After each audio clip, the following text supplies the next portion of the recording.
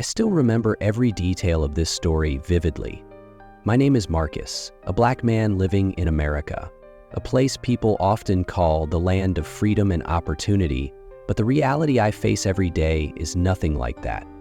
I want to share with you my story, a story that isn't easy to hear, about how the color of my skin became the biggest barrier between me and my own survival. That day, I had an accident. Not a minor one, but a serious one. My head was hit hard, everything went dark, and then I woke up in the emergency room.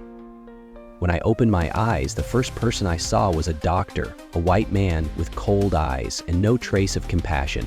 I thought, finally, someone is here to save me. I quietly said, "Doctor, I need help. I'm in terrible pain." He looked at me with contempt and said, "We don't have enough staff for cases like yours." I didn't understand what he meant. Weak and trembling, I said, "What do you mean? I need emergency care. I can't wait." The doctor cut me off, his voice icy cold. "Simply put, this hospital doesn't prioritize black patients. You can wait or find another place." I was stunned, angry, tears falling. "You're discriminating against me. I'm human too. I deserve to be saved." He didn't even respond, turning away as if I were just a nuisance. That was when I clearly realized that the so-called fair hospital was nothing but a joke in their eyes. I thought I would die there, alone, in pain, abandoned. But unexpectedly, another nurse, a white woman named Emily, came in. She saw me, saw the doctor turning his back, and gently said, "Wait, I'll help you."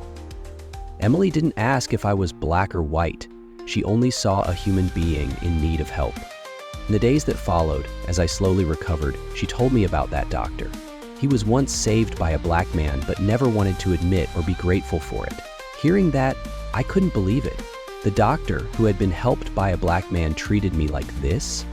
I felt both hurt and furious. I thought, if I stayed silent, nothing would change. Prejudice would persist.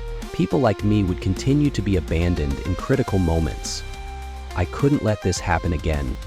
I decided to speak out. I wrote a letter to the hospital management, recounting everything, along with evidence Emily helped collect. I shared my story on social media, it spread, and the community began to speak up in my defense. But it didn't stop there. One day, that doctor called me, his voice trembling. He said, "Marcus, I want to apologize. I was wrong." I heard regret in his voice. Maybe for the first time, he realized he had been unfair and lost his humanity. I replied, "You've learned your lesson. But remember, my silence that day could have cost me my life.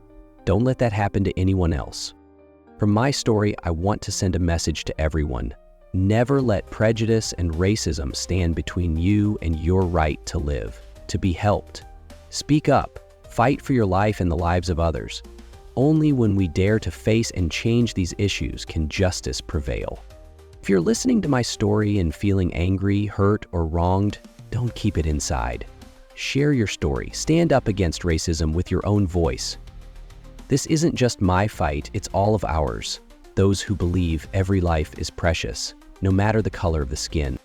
Thank you for listening to my story. Let's create change together.